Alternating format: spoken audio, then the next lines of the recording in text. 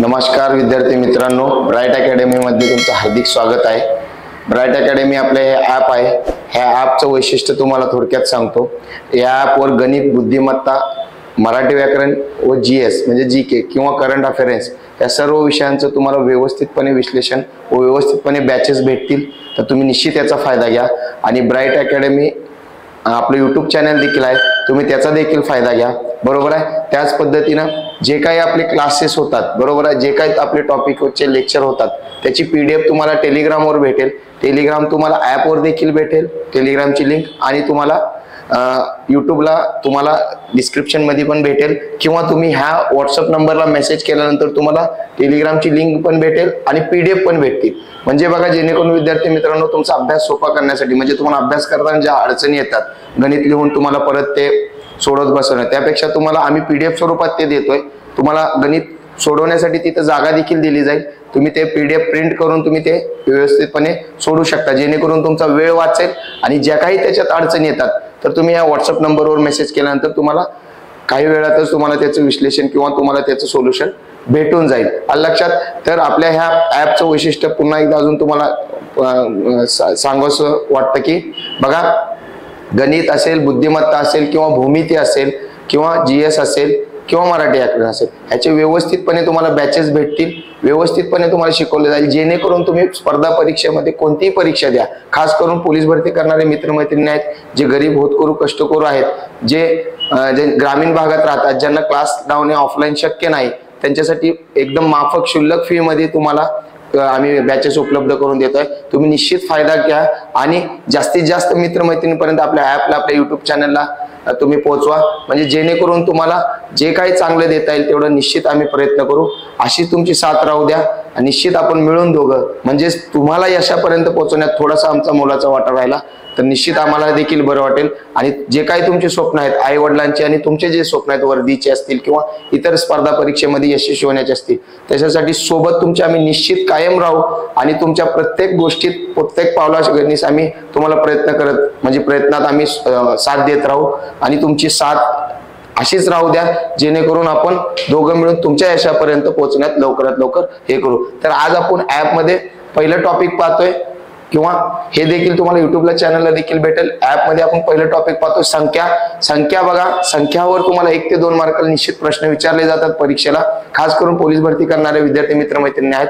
तर विद्यार्थी मित्रांनो लक्षात घ्या, संख्यावर तुम्हाला बरेचसे प्रश्न विचारतात। संख्या कोणत्या, थोडा शॉर्ट मध्ये मी तुम्हाला समजून सांगतो। संख्या बघा, पहिली संख्या आहे नैसर्गिक संख्या, दुसरी संख्या आहे पूर्ण संख्या, तिसरी संख्या पूर्णांक, चौथी सम, विषम, मूळ, सहमूळ, जोडमूळ, संयुक्त, परिमेय, अपरिमेय, त्रिकोणी। ह्या संख्यांवर तुम्हाला परीक्षेला बऱ्याचशा प्रश्न विचारला जातो।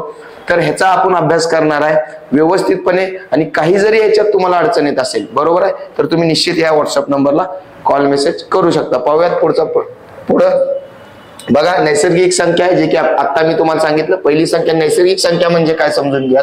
नैसर्गिक संख्या म्हणजे बघा 1, 2, 3, 4 या संख्यांना नैसर्गिक संख्या म्हणतात। म्हणजे निश्चित तुमच्या एक गोष्ट लक्षात आली असेल, 1 ची सुरुवात, नैसर्गिक संख्येची सुरुवात कुठून होते, 1 पासून होते, व शेवट कुठं होत असेल मित्रांनो, तर अनंत पर्यंत। शेवट कुठं होत असेल, अनंत। पुढे दिलाय बघा, वस्तू मोजण्यासाठी वापरतात म्हणून यांना मोज संख्या म्हणतात। बघा, दैनंदिन जीवनामध्ये आपण कोणत्याही वस्तू मोजण्यासाठी आपण सुरुवात कुठून करतो, 1 पासून करतो, बरोबर आहे। मग ते काही असू द्या, कोणत्याही वस्तू असू द्या, म्हणून त्यांना काय सांगतात, त्यांना काय म्हणतात, तर मोज संख्या म्हणतात, जे की इथं दिलेलं आहे, बरोबर आहे, त्यांना मोज संख्या म्हणतात। मग इथं पुढचा प्रश्न आहे, सर्वात लहान नैसर्गिक संख्या कोणती। तर विद्यार्थी मित्रांनो, सर्वात लहान नैसर्गिक संख्या, जे की मी आता तुम्हाला सांगितली, 1 आहे। सर्वात लहान नैसर्गिक संख्या 1 आहे। तर सर्वात मोठी कोणती आहे, सर्वात मोठी नैसर्गिक संख्या आहे अनंत। सर्वात मोठी नैसर्गिक संख्या अनंत। लक्षात, अगदी सोपं आहे। आणि नैसर्गिक संख्येवर जे काय उदाहरण विचारतात ते आपण पुढे पाहणार आहोत। आधी ह्याचा जो थेरॉटिकल भाग आहे तो आपण पाहूयात आधी, बरोबर आहे। पुढचा प्रश्न, पुढची संख्या आहे बघा कोणती, पूर्ण संख्या। पुढची संख्या कोणती आहे, पूर्ण संख्या। पूर्ण संख्या म्हणजे काय, 0, 1, 2, 3, 4 यांना पूर्ण संख्या असे म्हणतात। तुमच्या लक्षात इथं आलं असेल की शून्यापासून नैसर्गिक संख्येची सुरुवात, पूर्ण संख्येची सुरुवात होती, कशाची, पूर्ण संख्येची. नैसर्गिक संख्येची सुरुवात कुठून होते तर 1 पासून होते. बघा सर्वात लहान पूर्ण संख्या कोणती आहे? सर्वात लहान पूर्ण संख्या 0 आहे. मग सर्वात मोठी पूर्ण संख्या कोणती आहे? अनंत आहे. कोणते? अनंत आहे. सांगता येत नाही. अनंत म्हणजे काय मित्रांनो? सांगता येत नाही. बरोबर आहे. ह्याला इन्फिनिटी देखील म्हणतात इंग्रजीमध्ये. आलं लक्षात? नैसर्गिक संख्या झाली, पूर्ण संख्या झाली. पुढची संख्या आहे पूर्णांक संख्या. कोणती संख्या आहे मित्रांनो? पूर्णांक संख्या. बघा पूर्णांक संख्या म्हणजे काय? उजव्या बाजूला धन पूर्णांक व डाव्या बाजूला ऋण पूर्णांक यांचा मध्यस्थ काय असतो? 0 असतो. बरोबर आहे. मग उजवीकडे संख्या चढत्या क्रमाने आणि डावीकडे उतरत्या क्रमाने संख्या असतात. बघा इथं तुमच्या निदर्शनात येत असेल की 0 हा मध्यस्थ आहे. उजवीकडे चढत्या क्रमाने 1 2 3 4. बरोबर आहे. मग इथं बघा ऋण -1 -2 -3 -4. बरोबर. मग 0 हा काय असतो? मध्यवर्ती संख्या आहे. 0 ही काय? मध्यस्थ आहे. त्यालाच मध्यवर्ती संख्या म्हणतात. पाहूयात पुढं. बघा सर्वात मोठी धन व सर्वात लहान ऋण पूर्णांक या दोन्ही संख्या अनंत असतात.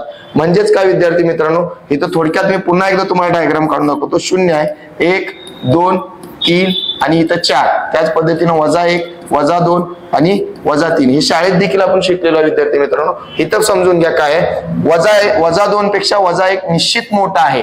म्हणजेच बघा इकडे कसा उतरता क्रम आहे. कसा उतरता क्रम आहे. आणि इकडे बघा 0 नंतर 1 2 3 हा मध्यस्थ आहे. हा मध्यस्थ आहे. बरोबर आहे. त्यानंतर बघा 1 2 3 म्हणजे हा कोणता क्रम आहे? चढता क्रम आहे.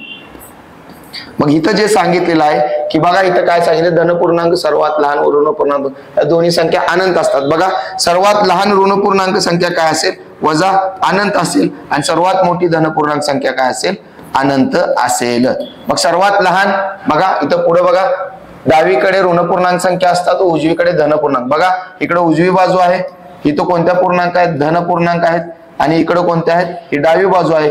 ह्या कोणत्या आहेत? ऋण पूर्णांक आहेत. आणि लक्षात तेच सांगितलेलं आहे. पुढे बघा पूर्णांक संख्या नेहमी उजव्या बाजूला मोठ्या होत जातात व डाव्या बाजूला लहान होत जातात. जे की मी तुम्हाला आता सांगितलंय. चढता क्रम म्हणजे काय? मोठ्या आणि उतरता क्रम म्हणजे काय? लहान होत जातात. बघा सर्वात मोठी ऋण पूर्णांक संख्या -1 आहे विद्यार्थी मित्रांनो. इथं दिसत असेल सर्वात मोठी ऋण पूर्णांक संख्या -1.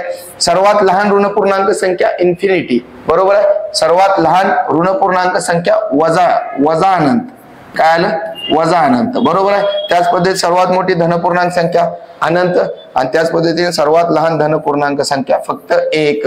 फक्त 1. कारण सर्वात लहान धन पूर्णांक संख्या 1 आहे. आलं लक्षात? पाहूयात पुढची संख्या. पुढची संख्या बघा. पुढची संख्या आहे सम संख्या. विद्यार्थी मित्रांनो सम संख्या म्हणजे काय? ज्या संख्येच्या एकक स्थानी 0 2 4 6 8 हे अंक असतात त्यांना सम संख्या म्हणतात. म्हणजेच बघा एकक स्थान म्हणजे काय?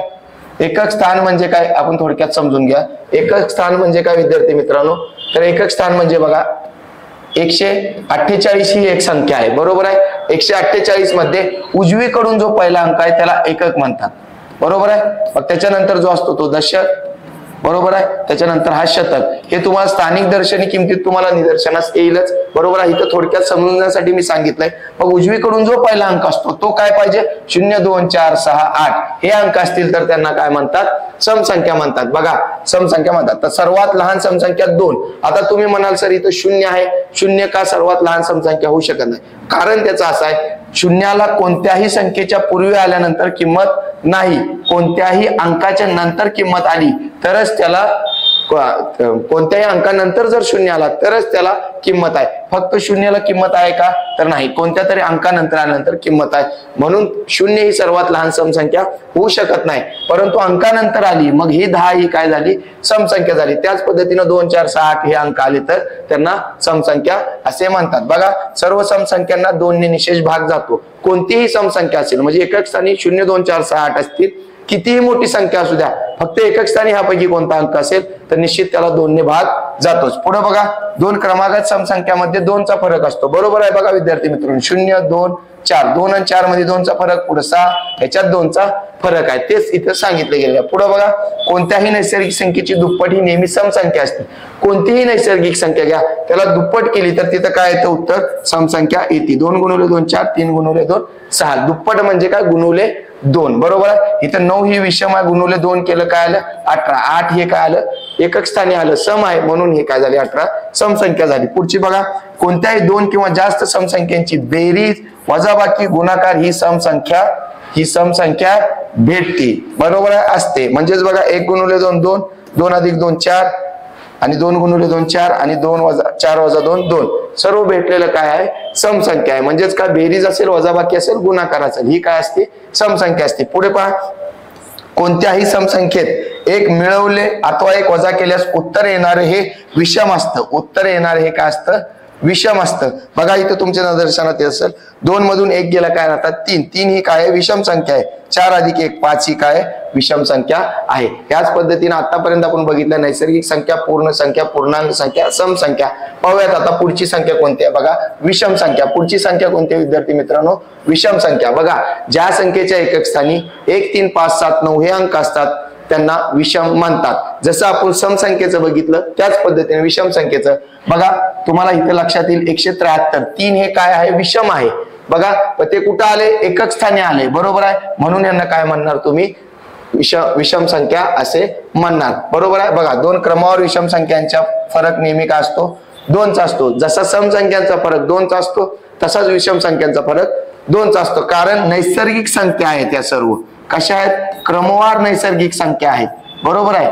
क्रमवार नैसर्गिक. बघा 1 नंतर 3, 3 नंतर 5, 5 नंतर 7, 7 नंतर 9, 9 नंतर काय येईल? 11, मग 2 4 6 8 10, मग पुढे 12 येईल. म्हणजेच बघा 2 2 चा फरक आहे. म्हणजे विषम आणि सम दोन्ही मिळून नैसर्गिक संख्या आहेत, बरोबर आहे. म्हणजे नैसर्गिक संख्येच्या दरम्यानच समविषम संख्या आहेत. आलं लक्षात? पुढे बघा कोणत्याही 2 विषम संख्यांची बेरीज किंवा वजाबाकी नेहमी समसंख्या असते. बघा 3 अधिक 3 6, 3 अधिक 5 8, 3 वजा 1 2, बरोबर आहे. इथं तुम्हाला भेटणार उत्तर काय आहे? समच आहे. बघा विषम संख्येला 2 ने भागलेच बाकी 1 उरते. कोणतीही विषम संख्येला 2 ने भागा, निश्चित बाकी नेहमी काय उरेल? 1 उरेल. पुढे बघा इथे दिलेला उदाहरणार्थ 3/2 बाकी किती उरते? 1. 4 2 चौक 8 बाकी किती उरली? 1, बरोबर आहे. आलं लक्षात? हे आहे विषम संख्या. पुढे बघा विषम संख्येबद्दल काय सांगितलंय? विषम संख्येत एक मिळवल्यास किंवा एक वजा केल्यास उत्तर समसंख्या भेटते. जे की बघा 3 अधिक 1 4, 3 वजा 1 2. 3 2 व 4 हे काय आहेत? समसंख्या आहेत. मग तुम्ही कोणतीही समसंख्या घ्या, बरोबर आहे. कोणतीही विषम संख्या घ्या. 9 वजा 1 केलं किती भेटलं? 8. 8 काय? सम आहे, बरोबर. 11 वजा 1 11 अधिक 1 बरोबर काय मिळेल? 12. 12 देखील काय आहे? सम आहे. आलं लक्षात? ह्याच पद्धतीने तुम्हाला जसं सम बघितलं त्याच पद्धतीने विषम बघितलं. पाहूयात पुढची संख्या. बघा पुढची संख्या आहे मूळ संख्या. पुढची संख्या काय विद्यार्थी मित्रांनो? मूळ संख्या. मग मूळ संख्या म्हणजे काय? मी तुम्हाला थोडक्यात सांगतो. ज्या संख्येला 1 नी व त्याच संख्येने, ज्या संख्येला 1 नी किंवा त्याच्या स्वतःनी भाग जात असेल तर त्या संख्यांना मूळ संख्या म्हणतात. म्हणजेच उदाहरणार्थ 1 ते 100 पर्यंत अशा किती संख्या आहेत? 25 मूळ संख्या आहेत. इथं व्याख्येत पण तुम्हाला दिले ज्या संख्येला त्याच संख्येने किंवा 1 ने भाग जातो त्या संख्येला मूळ संख्या असे म्हणतात. परीक्षेला बऱ्याच वेळा प्रश्न विचारला गेलाय तुम्हाला मूळ संख्येवर. मग तुम्हाला जो प्रश्न विचारला गेला तो म्हणजे काय? एकमेव सममूळ संख्या कोणती? विद्यार्थी मित्रांनो एक गोष्ट लक्षात ठेवा, एकमेव सममूळ संख्या कोणती आहे? 2 आहे. कारण ती सम पण आहे, मूळ पण आहे. त्याच्या व्यतिरिक्त मूळ संख्येत कोणतीच संख्या तुम्हाला सम दिसणार नाही. आणि तुम्हाला सर्वात लहान मूळ संख्या जरी म्हटलं तर तुम्ही 2च लिहाल. सर्वात लहान मूळ संख्या 2च लिहा. कारण एक तर त्यांनी ऑलरेडी सांगितलेल्या मूळ संख्या नाही, बरोबर आहे. मग बघा 1 ते 50 पर्यंत किती मूळ संख्या आहेत? तर 15 मूळ संख्या. किती आहेत? 15. जे की दिले 2 3 5 7 11 13 17 19 23 29 31 37 41 43 47 अशा मिळून 15. आणि 51 ते 100 दरम्यान, 51 ते 100 दरम्यान किती संख्या आहेत? 10. आलं लक्षात? त्याच्यात 53 59 61 67 71 73 79 83 89 आणि 97. आलं लक्षात? बरोबर आहे. त्यानंतर बघा ह्यांची बेरीज विचारली जाते. ह्याच्यावर अजून प्रश्न काय निर्माण होतो? ह्यांची बेरीज बघा 1 ते 50 पर्यंत 15 आहेत, त्यांची बेरीज आहे 328 आहे. आणि 51 ते 100 मध्ये 10 आहेत, त्यांची बेरीज आहे 732. ह्या दोघांची मिळून एकूण 25 संख्येची बेरीज किती आहे? 1060. जे की परीक्षेला बऱ्याच वेळा प्रश्न विचारला जातो. 100% याच्यावर प्रश्न विचारला जातो. त्याची एकूण बेरीज किती आहे? 1060. पहिल्या 15 संख्यांची बेरीज किती आहे? 328. आणि शेवटच्या 10 संख्यांची बेरीज किती आहे? 732. हे होती मूळ संख्या. पाहूयात पुढची संख्या. बघा पुढची संख्या विद्यार्थी मित्रांनो संयुक्त संख्या. बघा 1 ते 100 दरम्यान ज्या काही मूळ संख्या व 1 म्हणजे 1 व्यतिरिक्त ज्या मूळ संख्या आहेत ह्या दोन्ही मिळून जे आहेत ते सोडून बाकीच्या ज्या आहेत ते संयुक्त संख्या आहेत. म्हणजे बघा 100 मधून 25 आणि 1 असे मिळून किती 26. म्हणजे 100 मधून 26 घालवले तर किती राहतात 74. म्हणजे 1 ते 100 पर्यंत किती मूळ संख्या आहेत संयुक्त संख्या तर 74 आहे. बघा नैसर्गिक संख्येमधून 1 व 25 मूळ संख्या काढल्यास उर्वरित संख्यांना संयुक्त संख्या असे म्हणतात. 1 ते 100 पर्यंत जे की मी आता सांगितलं किती आहेत 74 संयुक्त संख्या आहेत. मग 2 4 6 2 9 2 6 9 10 12 14 16 15 16 ह्या काय आहेत संयुक्त संख्या आहेत. एक ही संयुक्त संख्या नाही जे की आपण सुरुवातीलाच व्याख्येत बघितलंय. 2 किंवा अधिक नैसर्गिक संख्यांच्या गुणाकाराने एक संयुक्त संख्या बनते. बघा 2 किंवा अधिक नैसर्गिक संख्यांच्या गुणाकाराने संयुक्त संख्या बनते. 2 गुणिले 2 4 3 गुणिले 3 9. बघा सर्वात लहान हा सर्वात महत्वाचा प्रश्न आहे परीक्षेला विचारला जाणारा. बघा इथे ह्याला व्यवस्थित तुम्ही हायलाइट करून घ्या. तुमच्या नोट्स मध्ये पण ह्याला व्यवस्थित तुम्ही लिहून घ्या. याची पीडीएफ देखील तुम्हाला मिळेल विद्यार्थी मित्रांनो. याची पीडीएफ तुम्हाला ह्या व्हॉट्सअप नंबरला मेसेज केल्यावर देखील मिळेल. आपल्या टेलिग्राम चॅनलवर देखील मिळेल. टेलिग्राम चॅनलची लिंक तुम्हाला ऍप मध्ये भेटेल. नसेल कुठं भेटेल तर ह्या नंबरला तुम्ही मेसेज करा. तुम्हाला आपल्या टेलिग्राम चॅनलची लिंक भेटेल. आणि तुम्ही जास्तीत जास्त मित्रमैत्रिणींपर्यंत शेअर करा म्हणजे जेणेकरून मला देखील तुम्हाला ज्या काही गोष्टी चांगल्या द्यायचा प्रयत्न म्हणजे माझाही उत्साह वाढेल. तुमची साथ राहिली तर निश्चित तुम्हाला याच्यापर्यंत पोहोचवण्यासाठी छोटासा माझा वाटा राहील. पहा पुढं सर्वात लहान संयुक्त सम संख्या काय 4 आहे. बघा 1 ही संयुक्त संख्या नाही. 2 ही मूळ संख्या आहे. 3 ही पण मूळ संख्या आहे. मग उरली काय 4. मग ही तर दिलेलं तेच आहे. सर्वात लहान संयुक्त सम संख्या कोणती आहे 4 आहे. त्याचबरोबर सर्वात लहान संयुक्त विषम संख्या कोणती आहे 9 आहे. कारण बघा 5 मूळ आहे बरोबर आहे. 6 सम आहे. 7 मूळ आहे. 8 सम आहे. 9 कोणती आहे तर संयुक्त आहे. इथं दिलेलं आहे बरोबर आहे. त्यानंतर बघा सर्वात लहान 2 अंकी संयुक्त संख्या 10 आहे व सर्वात लहान 2 अंकी संयुक्त विषम संख्या किती आहे 15 आहे. कारण 11 मूळ आहे. 12 सम आहे. 13 मूळ आहे. 14 सम आहे. म्हणून काय आहे 15 ही काय आहे संयुक्त 2 अंकी विषम संख्या आहे. आलं लक्षात. अगदी सोपं आहे. व्यवस्थितपणे तुमच्या वहीत नोट डाऊन करून घ्या. पाहूयात पुढची संख्या समूह संख्या. पुढची संख्या काय समूह संख्या. ज्या 2 संख्यांना थोडक्यात सांगतो ज्या 2 संख्यांना एकाच संख्याने भाग जातो त्यांना समूह संख्या म्हणतात. उदाहरणार्थ आपण इथं बघणारच आहे. बघा 7 8 आहे किंवा 11 12 आहे. म्हणजेच क्रमवार 2 नैसर्गिक संख्या असतील त्यांना तुम्ही समूह संख्या म्हणू शकता. किंवा कोणत्याही 2 अशा संख्या कोणत्याही असतील ज्या अशा संख्या आहेत ज्यांना एकाच संख्येने भाग जात नाही त्यांना तुम्ही समूह संख्या म्हणू शकता. इथं तेच दिलं 2 संख्यांमध्ये एकही सामायिक अवयव नसतो त्यांना समूह संख्या असे म्हणतात. एक व्यतिरिक्त म्हणजे एक सोडून बरोबर आहे. एक सोडून बरोबर. पुढे बघा त्यांना कोणत्याही एका संख्येने भाग जात नाही म्हणून यांना समूह संख्या म्हणतात. खाली बघा समूह संख्यांचा मसावी नेहमी किती असतो 1 असतो. लसावी मसावी मध्ये पण आपण बघणार आहे पण इथं आले म्हणून आपण बघतोय की समूह संख्यांचा मसावी नेहमी 1 असतो. तर लसावी किती असतो विद्यार्थी मित्रांनो. बघा लसावी समूह संख्याचा लसावी त्यांच्या गुणाकारा इतका असतो.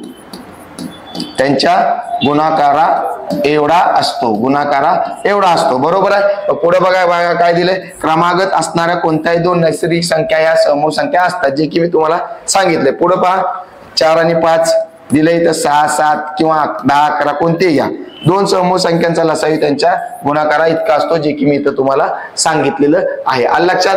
ही झाली समूह संख्या. परत एकदा रिपीट करूयात. कोणत्या संख्या बघितल्या आपण नैसर्गिक संख्या पूर्ण संख्या पूर्णांक संख्या सम संख्या विषम संख्या मूळ संख्या संयुक्त संख्या. आता समूह संख्या पाहिली. पुढची संख्या पाहूयात जोडमूळ संख्या. पुढची संख्या काय जोडमूळ संख्या. विद्यार्थी मित्रांनो अगदी सोपं आहे. परीक्षेला तुम्हाला मार्क देणाऱ्या ह्या संख्या आहेत बरोबर आहे. 2 मूळ संख्यांच्या दरम्यान फक्त एकच संयुक्त किंवा एकच नैसर्गिक संख्या असते त्यांना तुम्ही काय म्हणता जोडमूळ संख्या असे म्हणता बरोबर आहे. एकच नैसर्गिक संख्या देखील म्हणू शकता. किंवा कोणत्याही 2 क्रमवार मूळ संख्यांच्या दरम्यान 2चा फरक असणे गरजेचं आहे तरच तुम्ही जोडमूळ संख्या असे म्हणू शकता बरोबर आहे. मग 1 ते 100 दरम्यान किती जोडमूळ संख्या आहेत 8 आहेत. तर विद्यार्थी मित्र इथं बरेचसे चुकतात. संख्या विचारल्या तर 16 लिहितात तर 16 नाही. विद्यार्थी मित्रांनो बघा इथं तुम्हाला मूळ संख्या सर्व दिलेल्या आहेत बरोबर आहे. त्याच्या दरम्यान मध्ये तुम्ही पहा त्यांच्यात 2चा फरक आहे. उदाहरणार्थ मी इथे एक देतो तुम्हाला 3 5 5 7 बरोबर आहे. 11 13 17 19 बरोबर आहे. 29 31 41 43 59 61 आणि 71 73. तुम्हाला दिसत असेल बघा 1 2 3 4 5 6 7 आणि 8 ह्यांनाच फक्त आपण जोडमूळ संख्या म्हणत असेल. बघा विद्यार्थी मित्र बरेच काय करतात, इथं जोडमूळ संख्या दिलेत ह्यांना 2-2 धरतात, तर हे कधीच धरायचं नाही. जोड्या विचारू द्या किंवा जोडमूळ संख्यांचे गट विचारू द्या, तुम्हाला कधीही प्रश्न विचारला तर तुम्ही काय लिहिणार, 1 ते 100 दरम्यान फक्त 8च जोडमूळ संख्या आहेत. पहा 1 ते 50 पर्यंत किती जोडमूळ संख्या आहेत, 6 आहेत बरोबर आहे. आणि 51 ते 100 मध्ये जोडमूळ संख्या किती आहेत, 2 आहेत. जोडमूळ संख्या पुढील पैकी 3 5 5 7 11 13 17 19 29 31 41 43 59 61 आणि 71 73. पुढे जोडमूळ संख्यांचे गट जरी विचारलं तरी 8च उत्तर लिहायचं. आलं लक्षात, अगदी सोपं आहे. पाहूयात पुढचा प्रश्न. पुढची संख्या आहे परिमेय संख्या. विद्यार्थी मित्रांनो अगदी सोपं आहे. कोणत्याही पूर्णांक संख्येच्या छेदात 0 न येता इतर कोणताही अंक येत आला तर त्याला आपण परिमेय संख्या म्हणतो. म्हणजेच उदाहरणार्थ छेदात 0 आला नाही पाहिजे विद्यार्थी मित्रांनो, छेदात 0 आला नाही पाहिजे, तेच दिले. कोणत्याही पूर्णांक संख्येच्या छेदात 0 सोडून कोणतीही पूर्णांक संख्या आल्यास त्या संख्येला परिमेय संख्या म्हणतात. इथं बघा ह्या सर्वांना काय म्हणतील, परिमेय. अंशात 0 आलाय त्याला परिमेय म्हणू शकतो, कारण तिच्या छेदात काय आहे, पूर्ण संख्या आहे. आलं लक्षात. आणि ती ऋण असो किंवा धन असो त्याच्याशी काहीच घेणं देणं, फक्त काय छेदात 0 नाही आला पाहिजे, छेदात काय 0 नाही आला पाहिजे. किंवा तुम्ही असं देखील म्हणू शकता, ज्या करणीचे उत्तर पूर्णांकात येत नाही, ज्या करणीचे उत्तर पूर्णांकात येत नाही त्या संख्यांना तुम्ही परिमेय संख्या देखील कनिष्ठ परिमेय संख्या म्हणू शकता. ते पुढे पाहणारच आपण बरोबर. इथं छेदात काय 0 नाही. इथं पुढे बघा, इथं बघा 2/4 - 4 ह्याचं उत्तर किती येतं, 2/0. मग हे परिमेय होतील का, नाही. म्हणून इथं दिलं ह्या छेदात 0 येते म्हणून ह्या परिमेय नाही. परंतु अत्यंत महत्वाचा प्रश्न, ह्याच्यावर परीक्षेला विचारला जाणारा प्रश्न सांगतो, ते तुम्ही तुमच्या वहीत लाल पेनने नोट डाऊन करून ठेवा. की तुम्हाला बघा ह्याच्यात प्रश्न विचारला, 0 ही परिमेय संख्या आहे का, तर 0 ही परिमेय संख्या आहे विद्यार्थी मित्रांनो. फक्त 0 जर असं विचारलं तर तुम्हाला हिला परिमेय संख्या आहे म्हणता येईल. किंवा छेदात किंवा 0/4 असेल तरी तुम्ही ह्याला परिमेय म्हणू शकता, परंतु 4/0 ला तुम्ही परिमेय म्हणू शकत नाही. आलं लक्षात. पाहूयात पुढची संख्या आहे दशांश परिमेय संख्या. कोणती संख्या आहे पुढची, दशांश परिमेय संख्या. दशांश परिमेय संख्या म्हणजे काय, दशांश चिन्हाच्या उजवीकडे एखादी संख्या किंवा एखाद्या संख्येचा गट पुन्हा पुन्हा येत असेल तर त्यांना दशांश परिमेय संख्या म्हणतो. ते काय समजून घेऊयात. बघा इथं दिलेली व्याख्या तुम्हाला तेच आहे जे मी तुम्हाला सांगितलंय. बघा 3 दशांश चिन्ह इथं, दशांश चिन्हाच्या उजवीकडे 3 3 3 आले. 3 3 ची पुनरावृत्ती टाळण्यासाठी इथं तुम्हाला काय दिलंय, वर बार, ह्याला काय म्हणतात बार. 0.3 वर काय दिला, बार. कारण या 3 ची पुनरावृत्ती टाळण्यासाठी ही आडवी रेष म्हणजे काय आहे, 12. इथं बघा 32 32 आले म्हणून इथे एकदाच 32 घेऊन त्याच्यावर बार दिला. इथं त्याच पद्धतीने 4 आहे, त्याच पद्धतीने 48 आहे. ह्याला काय म्हणतात, तर दशांश परिमेय संख्या म्हणतात. त्याच्या पुढे बघा कनिष्ठ परिमेय संख्या, जे की मी तुम्हाला आता सांगितलं, ज्या करणीचे उत्तर पूर्णांकात मिळते त्याला कनिष्ठ परिमेय संख्या म्हणतात. उदाहरणार्थ बघा तुम्हाला 144 म्हटलं तर हे कशाचा वर्ग आहे, 12चा वर्ग आहे. हिला तुम्ही कनिष्ठ परिमेय संख्या म्हणू शकता. उदाहरणार्थ इथं दिलंय 25, इथं 16 आणि इथं दिलंय तुम्हाला वर्गमूळ करणीत 3चं दिलंय घात.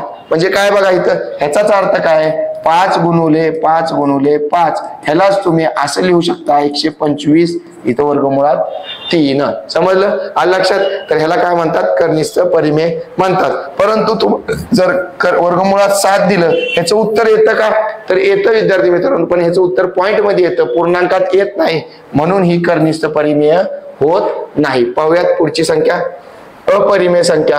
अपरिमेय संख्या म्हणजे काय, ज्या संख्येचा भागाकार बाकी 0 न येता दुसरे अंक येत राहतात त्यांना, किंवा ज्या संख्येचे वर्गमूळ निघत नाही त्या संख्यांना अपरिमेय म्हणतात. लक्षात. व्यवस्थितपणे ह्याच्यावर तुम्ही भर द्या, कारण हे 1 ते 2 मार्काला निश्चित तुम्हाला ह्याच्या थेरॉटिकल पार्टवर परीक्षेला प्रश्न विचारला जातो, ह्याच्या उदाहरणावर देखील तुम्हाला, म्हणून तर म्हणतो 2 ते 3 मार्काला याच्यावर प्रश्न निश्चित परीक्षेला विचारला जाऊ शकतो. बघा इथं वर्गमुळात 7 आहे, ह्याचं उत्तर दशांश पॉइंट मध्ये येतं, ह्याचं अपूर्णांकात येतं, ह्याचं पॉइंट मध्ये येतं, म्हणून यांचे वर्गमूळ निघत नाही, म्हणून यांना काय म्हणतात, अपरिमेय म्हणतात. इथं 11/3 बघा आपण ह्याला भागाकार पद्धतीने सोडवलं. इथं 3 भाग दिला, 3 त्रिक 9, 9 3चा भाग बसला, 9 आले, उरले किती 2. आता 2 ला भाग जात नाही, पॉईंट दिला इथं 0, 3 सक्क 18, मग 18 इथं बाकी किती राहते, परत 2 राहते, परत 20 होतात, परत 3 सक्क 18, म्हणजे असं 2 बाकी उरत राहते, म्हणून यांना काय म्हणतात, अपरिमेय